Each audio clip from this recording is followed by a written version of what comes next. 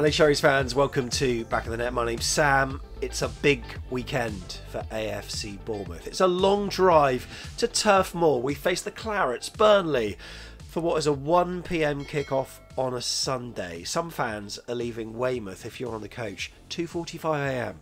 Can't wait for that. Don't know what time we're leaving, probably about 4:30, maybe 5. But either way, it's a long trip and hopefully one that will be fruitful for us, because so far there's no win in 2024 in the league for the Cherries. For Burnley, the need for points is even more. Myself and Tom, we're going to be here with the big preview. That's going to be hitting your screens tomorrow, so make sure you hang around for that. But for selected games this season, we're getting an opposition preview. And for Burnley, well, I think we know the main man who to call, right? And that is Liam, aka Vizzer, big Burnley fan, and I've got a question for you. It's such a generic question to start off the show, but what are Burnley? Because this season, I'm struggling to see any kind of identity. It's just not quite working, is it? You know what? That's actually a brilliant question, because I don't actually know myself. The best way to describe it is if you have a football manager save done by a 14-year-old. I think that's possibly the best scenario. The idea of getting a bunch of young kids which has a 5-star or 4.5-star potential ability, but their current is currently 1.5-star, 2-star. And you think, well, just keep playing with them and eventually they'll develop and get better. And that's pretty much where we're at now. I think the last time I did one of these, I think was actually with you 3 to 4 months ago. And I think back then I was actually quite, apathetic to the situation. Now it's just funny. I don't really know how it's got somehow this bad, but this is where we're at. So I'm looking forward to giving you another big win, which is guaranteed to happen. So I'm looking forward to it. It was a sliding doors moment for us last time, because Andoni Iraola was under pressure after a pretty poor start. We then had games at Everton, which we lost 3-0. The old Gary O'Neill derby when we played Wolves, we lost that. So Burnley became a must-win. And it was a VAR moment late on where Rodriguez's goal got ruled out by a toenail. I don't know what it was, but it was ruled out. And part of me thinks, if that had gone the other way, would Iraola still be in a job? And obviously we went on from that to have a really good November and December. But now Bournemouth fans are experiencing the come down a little bit. And it's fair to say that Burnley fans, I think, are experiencing a come down this season, really, after blowing away the Championship. Brilliant last season, but it's just not quite translated into the Premier League, has it?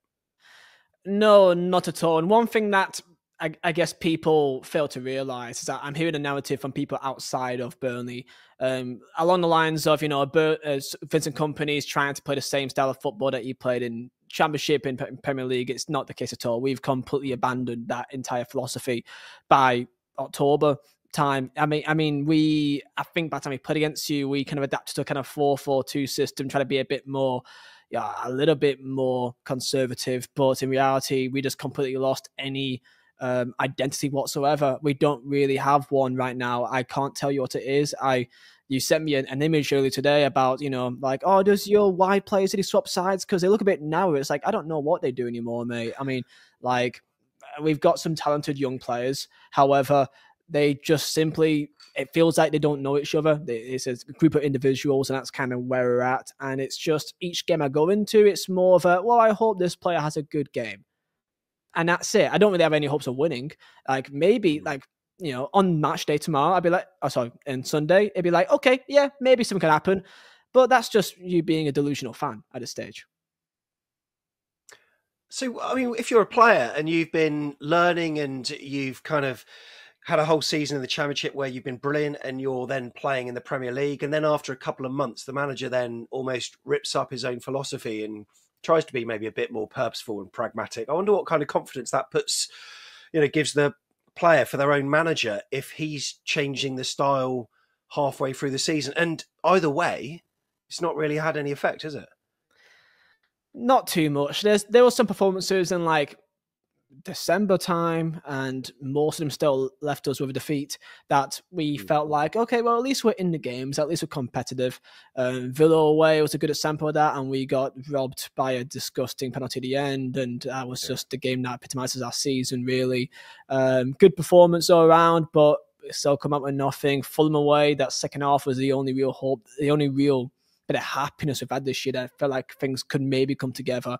Of course, it never came to fruition. I mean, we beat Sheffield United 5-0, but they're a championship team, so I don't even classify them as a Premier League win, so I don't even count them. So the kind of the story of the year is basically whatever we was and our identity last year has been kind of thrown away to the side. The players that got us up in the first place has been thrown away under the bus.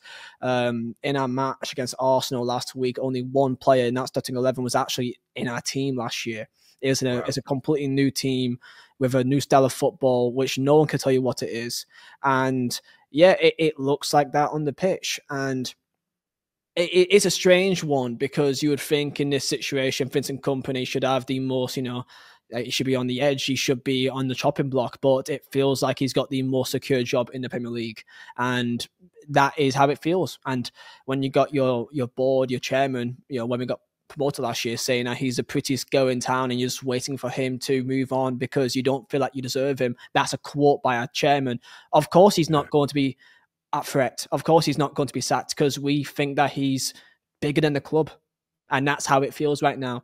And there's a lot of frustration with the fans in terms of, like, look, do I want Kompany sacked? No, because I think the damage is already done. I think that we are already going down. So I think there's no point just kind of throwing it all away and then restart from scratch when we're going to be going down the same place anyway. At least he knows the league and knows the players. But, it's just kind of damning to even say that, because we've already given up. In interviews, you can say what they want, but we've already given up. And I've got no hope of beating Bournemouth in an objective and or whatever you want to look at it, because frankly, we've not seen anything for quite a while now. And that's just where we're at. And again, I think the last time we played you didn't win a single game in the league. We gave you that win, and now you've not won a single game in the league in this calendar year. And now we're going to give you that as well. And I'm sure for the Cherries and for the fans that comes up north, I'm sure they'll be having a great away day, because I don't think you typically have a lot of good fun at Turf Moor in recent history. So it'd be a good away day for you guys. It feels like there must have been a tipping point halfway through the season, or a point of no return with regards to Vincent Kompany, where they just, they could have pulled the trigger, they didn't, and now part of me just thinks they're almost looking to next season already, because he's proven he can do it in the Championship once. Maybe he can do it again. But as far as the fan base is concerned, what's the consensus with regards to him at the moment? Are fans wanting change, or are they at the point where they're thinking, you know what, let's rebuild next season under him? He's shown he can do it before. It's a tough one, because it feels like, depending on which day of the week you ask them, to get a different answer. So if it's like straight to match day, it's like 70-30% they want him out. But then a couple of days later, it's like maybe other way around, 70 wants them in, because it's like, well, if we're going down anyway, there's no point just going and scrapping it all up. So it's a very emotional business, football, and that's something that everyone has to keep in mind, that what you say on match day when we have another loss doesn't really reflect what you really mean. And with the fan base right now, it is apathy. It's not anger all too much now. There was a little bit of it against Palace last weekend, because even though there was a red card, we was not in that game. The first 30 minutes, we were frankly pathetic. I don't think we had a single touch in the final third for 30 minutes. And this is Palace, who at the time was under the cosh, didn't win a game for how long? And by the way, I think before, they didn't have a clean sheet for about 16 games. And the last clean sheet Palace kept was against Burnley, 6 years prior. So they've had 2 clean sheets in the last 4 months, both against Burnley. And I think that game we had 0 shots on target. So it's damning. It's really bad right now. And it's just because it is what it looks. It looks like a group of young players with no experience, with a board with no experience, with a manager with no experience in the toughest and most clinical league in the world. And that's what we saw when we played you guys, that we actually went in the lead, a set piece, somehow, even though we're pathetic from set pieces. And then we just completely shot ourselves in the foot by trying to pass that from the back. Charlie Taylor, who's not known for that style of football, getting caught out, and you guys just be clinical. And that's all it takes to beat Burnley. Wait. That Bournemouth game really does epitomise us a lot, because not only did we do that and give you guys an easy goal by faffing out with the back, but also you guys lobbed us from 45 yards out by another error at the back with our goalkeeper, who is frankly a child. He's underdeveloped, isn't he? Again, Trafford is a young kid, and this is why I feel bad for him, because he's a 19-year-old kid that's being thrown in deep end of Premier League. But my good luck, this is why I feel like it's almost it's damaging for Vincent Kompany to keep just throwing him out there, I think. And it's just really bad. It's a really bad situation all around, and it's just kind of like, I just want to be back in Championship and win some games of football now.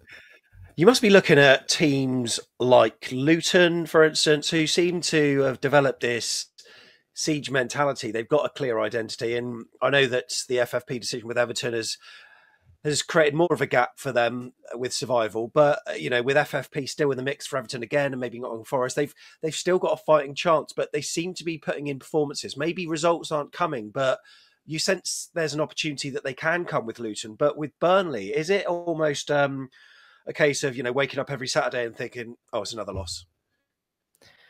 I mean, for some, sure. I mean, for me, no matter how down it all feels right now, I will still always have some hope, thinking on match day maybe something may happen here. I felt that last week. I felt that for Arsenal for some reason. It's football, and crazy things do happen, and it's kind of sad because we've not had that moment once this year. I think in terms of stats, we've had 1 point all season against a side that's currently in top 10. And all those games we weren't competitive in the vast majority of those games. Only 1 point against the top 10, and that was Brighton away, which we won after spending the entire second half defending for our lives. This would be fine and all if we were a team like a Luton, which was on a shoestring budget for the most part. I think they spent around, it's 14 million, which isn't shoestring, but for Premier League, Christ, it feels like it. And we spent around 100 million. So there's no excuse. Wow. Zero excuse. Spend 100 million quid to rebuild a new squad after our old squad got us up. So then throw them all in bin, and then have a new squad of young players to say, okay, have fun, boys. What's happened, I think, is that we completely bought on hype and really underestimated the real sheer gap of the quality in the Championship compared to the Premier League. And that's, we started the year with a certain style of play, and I think we realized really fast that we just couldn't play that style, but then we just didn't have any other players that can suit any other style of play. So we're just kind of caught on a crossroads of, let's just try to almost like damage control. It's almost like damage control. So yeah, it's funny, I mean, when I have hope, but it is what it is. We're a football fan. When we played you in the FA Cup and you obviously smashed us really 4-2, that's when I thought, you know what, these guys are going to be all right when they hit the Premier League, because they've out-footballed us, albeit at that point in time under Gary O'Neill, we weren't playing brilliant stuff and confidence was very low. But it's fair to say it's not quite worked. And it's the inconsistencies I'm seeing within the performances. And some of the games that Burnley fans must be looking at saying, right, this is winnable, right, have to win this one. And I'm just looking even from November, the visits of Crystal Palace, 2-0 loss, West Ham United, 2-1 loss, albeit they were probably a little bit better than what they were. Obviously, you had the Sheffield United win, which was absolutely huge, but then Everton at home, 2-0, really good win at Fulham, of course. But, even, against Luton, that's a must-win match at that stage earlier in January, 1-1 against them. So is this game must win if you're going to be staying up this season in your eyes? This isn't a must win for stay up. This is just a must win for trying to go down with some sort of dignity. We're going really? Down. Wow. We're 11 points adrift, and we haven't won a game since the I think it's Boxing Day or like 24th or something. It was, I think, 23rd of December, which was a Fulham win. We've not won a game for 3 months now almost. We're now expected to win 5, 6 in a row or whatever. It's not going to happen. It just isn't. Like, that West Ham Palace game, home games back to back, is where the season was over, where it felt like it's on the wall, because we were 1-0 up against West Ham to like the 85th minute, and Vincent Kompany completely just shat himself, really. Apologies for swearing. But he made some subs that was just completely just like, he put Josh Brownhill as a right back, right mid, and then putting a bunch of players out of position. He completely just panicked and thinking, we've got to just defend for our lives here, and put the pressure on us, and then they just simply went on and used their quality. Palace again, it was just a simple case of waiting, and then we look at both goals of that game, two defensive mistakes, and then I mean, if you want to have a moment that really epitomizes our season, I do apologize of this being really negative, but genuinely, I don't know what to say that's positive. Like, there's been nothing since that Fulham game, because, like, I mean, VAR and everything else. Yes, we've had decisions go against us, but that's for every single team in the league, and that's what's getting me now with Vincent Kompany. That, like, for example, we lost to Palace, and he spoke about 80% of the presser just on about officials, on about the decisions that changed our season, because we got a red card in that game, even though we were poor for the entire time before that. So it's rubbing me the wrong way now. So yeah, the moment to epitomise our year was that Luton game, was when Trafford, who's a child, just completely just gets just bodied. And if it's a foul or not, frankly, I don't care, because I think, have a look at the stats of that Luton game, by the way. You would think from that Burnley team we saw last year, because people say about, the Burnley, that expansive and possession based, because that's how we played last year. Look at the stats of that Luton game. They had 69% possession or something like that. Wow, yeah, it's high, and more shots than you. I mean, more corners. It looks like they were playing mainly in your half by the looks of it. It's, that's the type of game you need to. So that would suggest to me, are you a counter-attacking side then? I don't know. I think we have to be, because the issue is with us that we don't have any defensive resilience whatsoever. Like, we are always prone to a mistake 5 times a game. So you can't really be a counter-attacking team and lure in the pressure to then hit them on a break, because inverting the pressure will just cause you to concede, because we're not good enough. Yeah. So, like, that's the issue. We wanted to play more expansive, but we just didn't get the players to do it because they were never ready. And then we are just kind of damage control in terms of we don't really know what we're doing right now. Like, honestly, I cannot tell you what our patches of players. I can't tell you.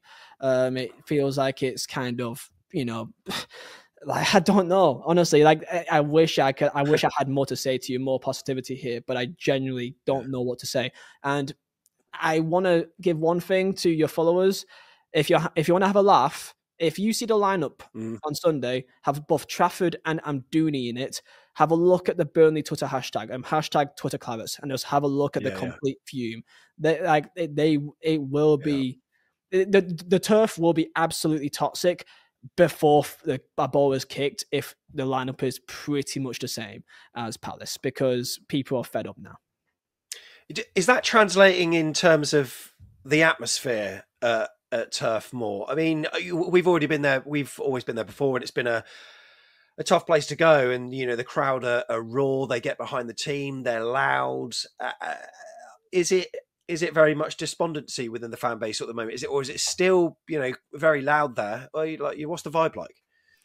I can't comment too much because I live overseas, so I've not been to many games this year, unfortunately. So I can't comment all too much. From what I've seen, just from television, or what I've seen or been told from my friends and my family, it is a sort of sense of, give us something to cheer for, give us something to get on our feet for. Like we need to see something first. Like, there'll be the typical, come on Burnley, and the chance for the first 5-10 minutes, and then we're going to see after that first 5-10 minutes, are you competitive?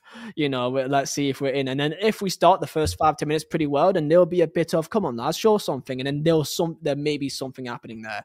But I think it's a case of we've got to start well and have a decent start before, because the fans are getting quite just numb, I think is the term right now, because we've had 5 points at home all year. I think we're definitely bottom in terms of how many points we've gained at home this year. We've had 1 win, which is Sheffield United, and 2 draws. That was 2 draws beforehand against Fulham and who else? Who have won? Luton, which again, 2 must-win games. So I remember. I suppose, like, when you've got fans and this is not just the opposition. This is kind of globally within, football. Under when you were with Sean Dyche, like anti-football, time wasting, long ball, mentions of Ashley Barnes, like don't deserve to be in the Premier League. That sort of creates a siege mentality. Right, nostalgia. Yeah, nostalgia. But it creates a siege mentality as well. But obviously, at the moment, you haven't really got that. But what Well, look, I'm going to give you something to maybe be hopeful about. Look, our record at Turf Moor is absolutely appalling. When we go 1-0 down, we seem to be a team where our confidence is completely sapped, and we may not have Dom Solanke. We don't know just yet, because we saw him limping down the touchline in our FA Cup match of the week. So look, I'm trying to put a smile on your face here, Liam. I've gone through it enough times that I give myself hope, and then it comes to the day, and it's just like this isn't. There's nothing cohesive here. There's nothing here that I can look at and think this makes sense. I mean, you may not have Solanke, but I'm sure you got an 18-year-old lad somewhere that will score 2 goals against us somehow. Fulham also had a really poor record against us, went 2-0 up against us at Turf. So any single record that seems to be possible to be broken seems to get broken. That's why I can't like. If this was the Palace game, so last week, if we were playing last week, I'd be really hopeful, thinking we've got these 4 winning games. We're somehow only 7 points behind 17th place. If we win this, we're somehow still in it. We're somehow still in the mix. But then Everton's now been given the 4 points back. Now we're now gone from potentially 7 points to now 11 points. We've got West Ham away, and then Brentford at home. So it's like, okay, those are competitive games in the league, but we haven't shown any competitive nature for 3 months. So, it's like I'm waiting for something here. Maybe we can win. And if we win, we're 8 points behind the drop. So it's like, okay, what's the hope then? So basically, this is the Norwich, the Fulham of old. This is like in the 1920s and 2021 years when you saw Norwich or a Fulham just an entire second half. You can see that their confidence is gone, that kind of energy is gone, and that when those games happen, you just got to wait, and then their confidence will just be sapped out of them, and you just wait for them to fall apart. And that's where we're at right now. Look, maybe I'll hope for a draw. I'll hope for something to happen in this game that can get me on my feet. Odo Bear is a good little player. He's very good with his feet. There's some positive nature there. Josh Brown was out for 3 games, so we see some Cullen, and I want to see Cullen for a while, so I think he can maybe have a bit of control in that midfield, hopefully, which we don't really have. Just hopefully we see a bit of change in the tactics or change in the lineups to get the fans on their feet. If we see, like, let's say Muric can go. If you see Manuel Benson start or something along those lines, the fans will be a lot more up for it, because it feels like we're trying to do something different. And that's kind of all we want, is just an attempt of something new, an attempt of some sort of change, because right now it feels very stubborn. And if the fans just are begging, because I know for you guys, this is the issue. Because I don't think you have no concerns of going down, do you? Like, no, I don't think so. That's not even a threat to you guys. It doesn't, it just isn't. So, like, look, you've got us, and then you got Sheffield United at home. That's 2 huge games, and then you got Christ, you got Luton as well. Yeah, so this is a good month for us. Yeah, well, hopefully good. So, and then Everton at home as well. So it's like, this is going to be when, like, you just get like 2 wins and a draw, 2 whatever, then you'll be fine. And that you got no threat of going down. So I mean, I like it. I like the way you guys play. I don't love Bournemouth, but I love your story. I think Bournemouth is one of those shining lights in football that you can see a club rise up from the lower leagues and fight through, not just by being bankrolled, but by good recruitment, and similar to a Luton story, really. That it's what you want. I want a team like Bournemouth in the league. I'm not like a top 6 fan that just wants. I want Portsmouth in there. I want Sunderland. Like, they're good clubs, proper clubs, but you want to have some hope for the teams that are in League One or Championship that says, can we get to the big leagues without? Because you got money now, but you didn't always have money, did you? No, that's right. That's it.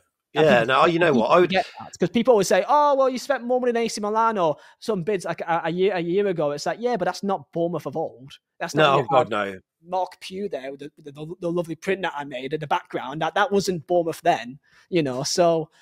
Yeah, I like Bournemouth a lot. I think that we need more teams like Bournemouth and Luton to show that it's possible. And with Burnley, we were that, but it feels like because of this new model, it feels like we've kind of lost that we've lost that identity, and we don't really know. It's like are we the goodies or are we the baddies now? I don't really know. Well, it's funny you say about Mark Pugh. That was kind of during our rise, and then we're hoping for another day like that. The Man United 3-0 with Marcus.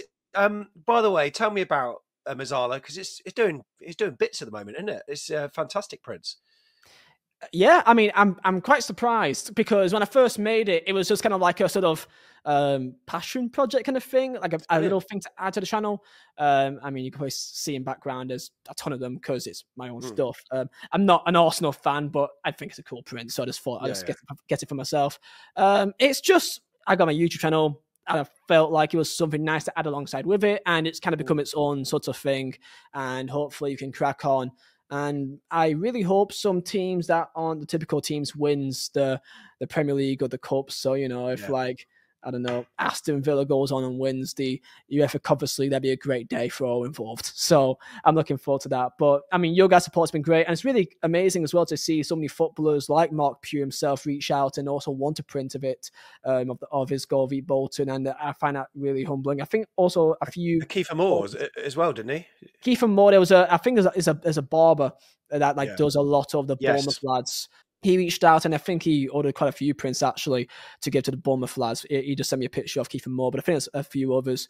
So Bournemouth, I mean, they've always been really nice to me as well. And I love Bournemouth away. I really like it because it feels like it's... does it sound quite condescending? Like I've not been to too many sides lower leagues, so close to the pitch, like all the usual things. Yeah, I really like how close up you are to the pitch. Yeah, I've been to Bournemouth away 3 times now, 3 times I think, and I just kind of like how close you are to the pitch because it feels different to other away grounds. I really like it, and that. I don't know why, but that car park to the left-hand side of the away end, for some reason, just sticks in my mind really well. And also, there's that big park as well. Yeah, that's right. Yeah, Kings Park. Which I think's really cool. I don't know if that's a common thing in lower leagues, but like in Premier, it definitely isn't. And I find that really cool and like unique to Bournemouth. Well, you know what? I'm not going to do what I usually do and ask for a prediction, because I think you've suffered enough during this 25 minutes or so. But you know what? Who knows? I think it's going to be closer than a lot of Bournemouth fans think. I think that some people think that we've had some good performances of late. Manchester City was superb despite the 1-0 loss, and at some point it's going to click. But I think it's going to be tight. So in fact, me and Tom are doing a preview show tomorrow. So make sure you stick around for that, where we'll give our predictions and our predicted lineups. But Liam, it's been superb to have you on. Thank you so much, my friend. Absolute pleasure. I do apologise. It's quite negative, but I don't think Bournemouth, when you guys went down, it was nowhere near as bad as this. It is just a case of if you hype yourself up and get yourself really pumped up for the 26th time, how many times can you keep doing that until you're just like, I don't really care too much anymore? Just kind of put me out of my misery. So we've got 12 games left. So I mean, if we win. Season starts now, ready to go. West Ham away, the survival charge is on, but it's one of them, isn't it? So I just hope to see maybe a goal, maybe 1-1 draw. That's my prediction right there. No, he's done it anyway. Draw. Liam, thanks for coming on. Appreciate it. Absolute pleasure. Thank you very much, mate. And make sure you stick around because, as I said, myself and Tom, we got our preview tomorrow. Like and subscribe, and we'll see you very soon at the Cherries.